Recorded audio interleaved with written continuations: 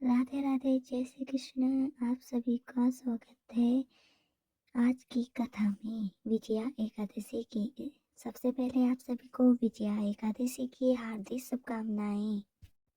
फाल्गुन के कृष्ण पक्ष में जो विजया नाम की एकादशी होती है, कृपया उसके पुण्य का वर्णन कीजिए। ब्रह्मा जी ने कहा, नारद जी सुनो, मैं एक उत्तम कथा सुनाता हूँ जो पापों का अपहरण करने वाली है। यह व्रत बहुत ही प्राचीन, पवित्र और पापनाशक है। यह विजया नाम की एकादशी राजाओं को विजय प्रदान करती है, इसमें तनिक भी संदेह नहीं है।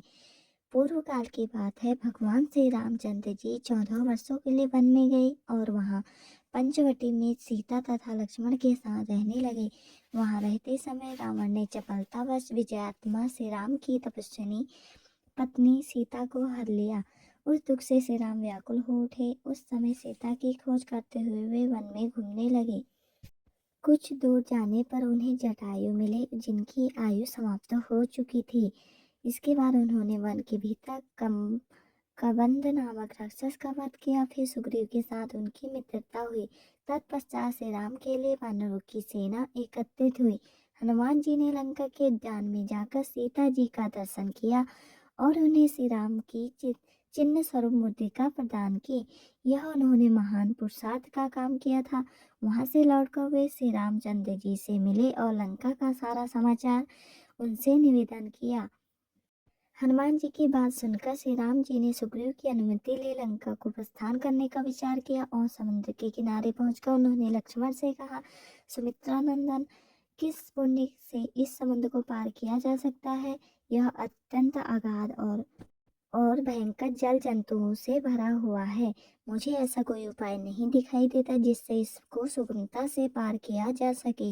लक्ष्मण बोले, महाराज, आप ही आदिदेव और पुराण पुरुष पुरुषोत्तम है, आपसे क्या छिपा है। यह द्वीप के भीतर भक्तालभ्य नामक मुनि रहते हैं।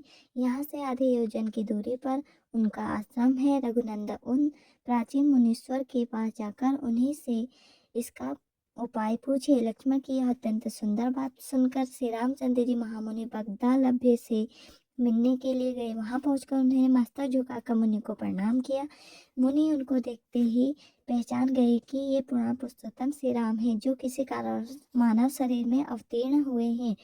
उनके आने से महर्षि को बड़ी प्रसन्नता हुई। उन्होंने पूछा, श्री राम, आपका कैसे यहाँ आगमन हुआ?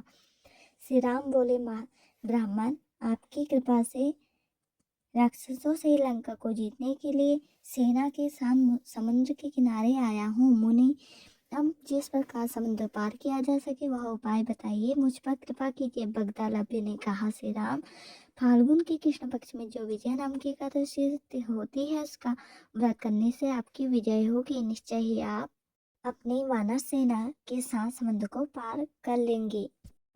यह सुनकर श्री रामचंद्र जी मुनि के कथनानुसार उस समय विजया एकादशी का व्रत किया।